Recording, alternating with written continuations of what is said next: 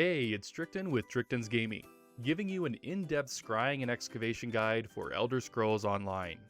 In this video, I will be showing you the ins and outs of scrying and excavation and going over each tool and how to use them. Stay till the end of this video because I will be showing you the fastest way to level your scrying and excavation, and I know you won't want to miss it. Really quick, if you enjoy videos like this for MMOs, like Elder Scrolls Online, subscribe to the channel and hit that notification bell so you're notified when the next video comes out. If at any point in the video you want to skip ahead, I've put the timestamps down in the description for you. Now let's get into it. While scrying and excavation may be some of the best minigames in ESO, they actually play a vital part in the Antiquity system. Now for those that are not familiar with Antiquities, Antiquities are items that you can collect and use in the game. You're able to find anything from items to sell, to furniture for your house, to some of the most powerful mythic items in the game. No matter what you love doing in Elder Scrolls Online, there's items for you. Now, in order to start scrying and excavating in ESO, first you must obtain the scrying and excavation skill lines. To do this, travel to Solitude, which is located in Western Skyrim. Once there, go to the Antiquarian circle. If you're not able to find it, try looking for the Antiquity icon on your map.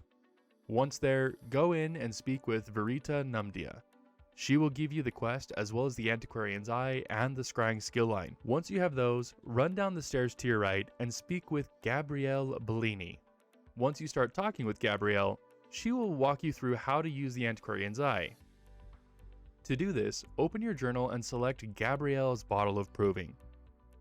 This will then open your Antiquarian's Eye menu. Think of the Antiquarian's Eye like a map, and each of the glowing facets are possible locations where the Antiquity can be located. In order to find the correct location, you need to first connect all of the glowing facets. By connecting the glowing facets, you will minimize the number of possible locations where the Antiquity can be located. Once all of them are connected, there will only be one location. When scrying, there are multiple tools you can use to connect the glowing facets, such as Coalescence, Dilation, and the Farsight tools. Each of these tools provides different scrying bonuses. The first tool to cover is Coalescence. This tool unites a hexagonal cluster of facets, converting the symbols to match that of the facet that's in the center. This is great for quickly selecting a group of facets. The next tool is Dilation. The Dilation tool allows you to claim facets that are the same symbol as the selected facet. Now, this tool will only select the facets that are connected to the other collected facets. And the last tool is Farsight. Farsight allows you to quickly change all of the facets in a straight line. This makes it very easy to quickly move across the Antiquarian's Eye menu. Once you've connected all of the glowing facets together, there will only be one location. Now that we have the location of the Antiquity, it's time to go and excavate it. Once you've reached the Antiquity's location, you will need to use your Antiquarian's Eye. To do this, go to your tools and select the Antiquarian's Eye. This will then give you an arrow pointing you in the direction of the dig site. Continue in that direction until you find the dig site. When you first start scrying and excavating, the dig sites will be hard to see. Try looking for little yellow dots that are coming off of the dig site. Once you start leveling your excavation skill, you can invest points to make it easier to see from a distance. Remember to stay till the end of the video because I will be walking you through the fastest way to level your scrying and excavation skill lines, so don't miss out. Now that we've reached the dig site, it's time to start digging. The first tool to use will be the hand brush to clear out any of the hardened rock. Once you are down to the dirt, you will use the second tool, which is your Auger. The Auger will give you hints as to where the Antiquity is located beneath the dirt. Now, if you were ever good at the hot and cold game, you'll be a professional at this part.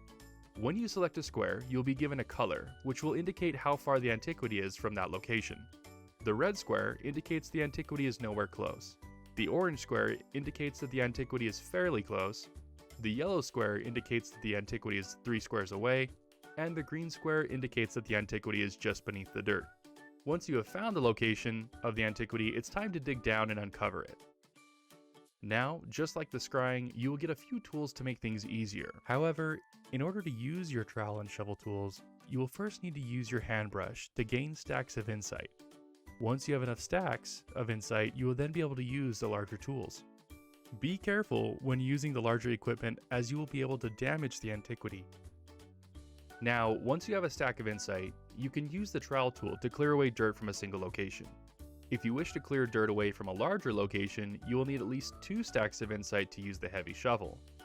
Once the antiquity is uncovered, the guild will then research the piece and it will be added to your inventory. If the item is part of a larger antiquity, such as a mythic item, the item will then be placed in your antiquity journal. And there you have it, you've just gotten your first antiquity. Because I don't want this video to be too long, here is the fastest way to level your scrying and excavation. If you liked the video, hit that like button, and if you want to see more tips and tricks, subscribe to the channel. If you have additional questions, head to my channel every Monday, Wednesday, and Friday at 4 p.m. for live streams. And until next time, thanks for watching.